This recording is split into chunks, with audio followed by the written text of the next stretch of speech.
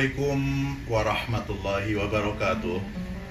Bismillah walhamdulillah wassalatu wassalamu ala rasulillah wa ala alihi wa sahbihi mawala amma ba'da.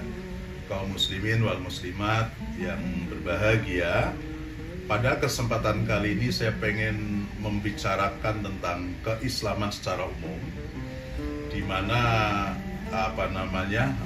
kalau bisa saya petakan, umat Islam ini sebetulnya mungkin kalau kita bisa bikin klaster, bikin kelompok, ada dua macam keislaman kita itu. Ada di antara kita banyak orang yang kemudian berislam dengan pola Islam warisan. Nah, ini ada Islam warisan istilahnya. Nanti ada berislam dengan pola Islam yang rasional.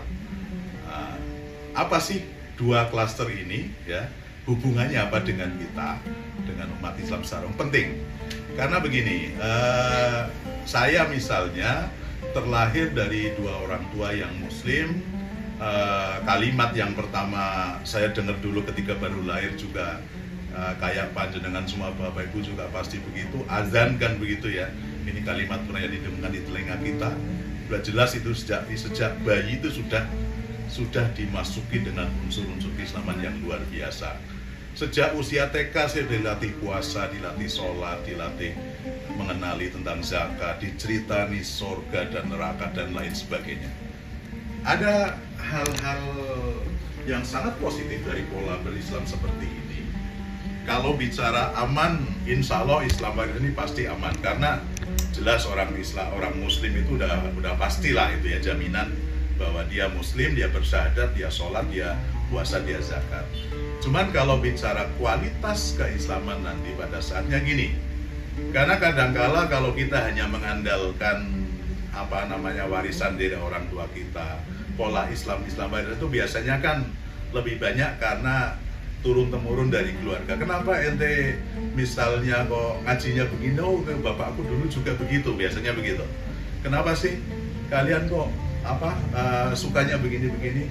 Yo, mbahku juga. Lah ini biasanya seperti itu. Sampai kemudian kadang-kadang punya sisi lemah, orang yang sejak kecil udah berislam dan ini kadang-kadang ketika dicek lebih lanjut, kadang saking mungkin pedenya, saking enjoynya, udah aku mesti Islam, tapi ternyata dari berbagai hal nanti masih banyak bolong di sana sini. Maka muncul kemudian istilah yang kedua, saya bilang adalah Islam rasional. Nah, gini, ada orang kadang guyonan gini, tidak tahu Bapak Ibu, Saudara sekalian, kadang-kadang juga mungkin guyonan di mana, Mas kok sholatmu cepet banget misalnya gitu ya. Terus dia jawab, aku itu sudah hafal gitu ya. Saking hafalnya kemudian, orang hafal biasanya kan karena terbiasa. Bapak Ibu semua bisa merasakan puasa bagi kita itu kan bukan hal yang berat. Padahal secara teori, ya puasa yang berapa belas jam itu sehari itu, jam 4:30 pagi sampai 5:30 sore itu kan berarti 13-14 jam. Gak makan, gak minum, ini kan satu yang berat kan itu kan. Tapi bagi kita yang sejak bayi sudah muslim, suara pertama yang kita dengar azan itu kan gak berat lagi. Tapi kadang mohon maaf ada efek negatif, saking terbiasanya kita ini sehingga kadang-kala jadi tadi kayak sholat ngebut. Kadang-kadang teman-teman santri malah sholatnya banter banget, tapi banter tapi tumak ninah kan itu kan. Kadang-kadang ini kayak bertentangan ya, banter kok tumak ninah, itu piye carane kan seperti itu.